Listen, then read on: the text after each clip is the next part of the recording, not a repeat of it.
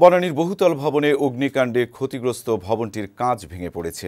ওপর থেকে কাঁচ পড়ে এই ভবনের একটি অফিসের এক কর্মকর্তা আহত হয়েছেন। এদিকে ঘটনার 4 দিন পরও রাজুকের কাছ থেকে ভবনের অনুমোদিত নকশার কপি পায়নি তদন্তকারীরা। ফলে ভবনটি অনুমোদিত নকশা অনুযায়ী নির্মিত হয়েছিল কিনা তা জানতে পারেনি তারা। ভবনের বিভিন্ন তলায় যেসব জিনিসপত্র আগুন থেকে রক্ষা পেয়েছে তা সরিয়ে নিচ্ছেন সংশ্লিষ্ট অফিসের কর্মচারীরা।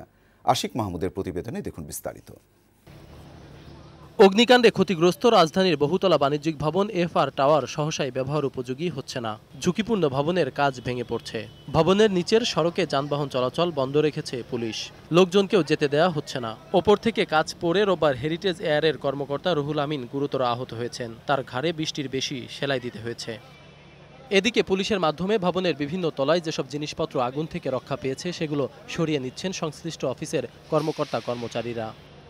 ভবনটি রাজুকের নকশা অনুযায়ী নির্মিত হয়েছে কিনা তা নিশ্চিত হতে অনুমোদন দেয়া নকশা চেয়েছে গৃহায়ন ও গণপূর্ত মন্ত্রণালয়ের তদন্ত কমিটি। কিন্তু 4 দিনেও সেই নকশা পায়নি তারা। সোমবারও এফআর টাওয়ার পরিদর্শন করেন বিভিন্ন তদন্ত কমিটির সদস্যরা।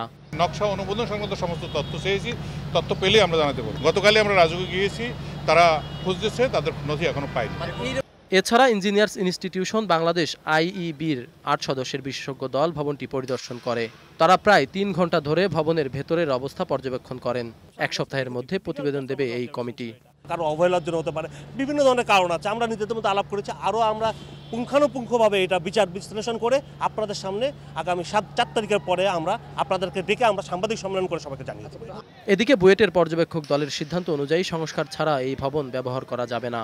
সংস্কারের জন্য ভবন কর্তৃপক্ষকে 150 দিনের সময় বেঁধে দিয়েছে তারা। আশিক মাহমুদ, বৈশাখী সংবাদ, ঢাকা।